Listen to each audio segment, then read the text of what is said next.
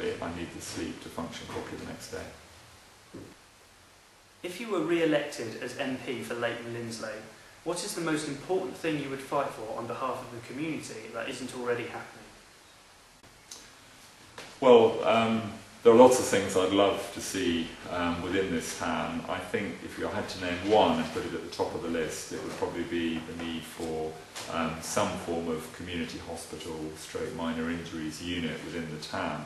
This is one of the largest towns in the UK now not to have any form even of a minor injuries unit or community hospital. And if you look at neighbouring counties, the neighbouring counties of Buckinghamshire and Hertfordshire, there are many much smaller towns than Leighton Buzzard that do have community hospitals. So it's not an unreasonable request, and I know within NHS Bedfordshire's budget and funding, this is possible to bring about in cooperation with our local GPs. So if I had to name just one thing, that would probably be right at the top of the list, although of course there are lots of other things I would like to see happening within the town. What is your favourite thing about Leighton Buzzard and Linslade? Why do you want to be re-elected as MP here, and what are your links to the area? Well, I think Leighton Buzzard and Linslade is a fantastic town. What I like about it is it's very much what I call a human scale community. And what I mean by that is that when I walk around it week by week, I see people that I recognise as faces that I've seen the week before. I don't necessarily know everyone's names, but there is that just sort of sense that it is still a small, friendly town. It obviously has its origins in being a market town. We know it's moved on from that, but I still think it very much retains that character.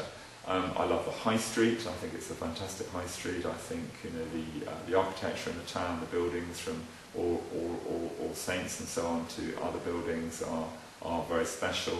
It's got some tremendous green spaces around it, so from the Ouzel river running through it to the new community woodland bought by the council in Linslade, some beautiful countryside around it.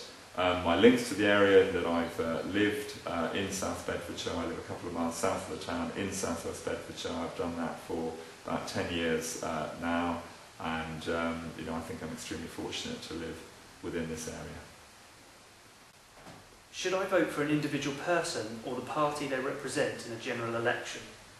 Will you just do whatever your party tell you to if you are re-elected as MP? That's a very good question, and one people often ask. I think by and large people vote for the party of their choice, although there are some people for whom it's a very personal matter and they look at the qualities and the characters of the individual candidates, and for some it'll be a blend of the two, but I think most people will probably vote along party lines. In terms of doing what a party tells someone to do, I have to say I've never found a conflict between standing up for my constituency and arguing for what I want to see here, whether it's new roads or community hospital or trying to get flight paths from Luton Airport to fly around the town rather than over it. My party has never stopped me doing that, and I really can't see any circumstances in which it would. And on all the so-called conscience issues, again, the Conservative Party has always given its MPs a free vote on issues like that. I don't think it's always been the same for Labour, I have to say. So on issues of that sort, again, I've been able to vote with my conscience, and I foresee that continuing to happen in future if I'm fortunate enough to be re-elected.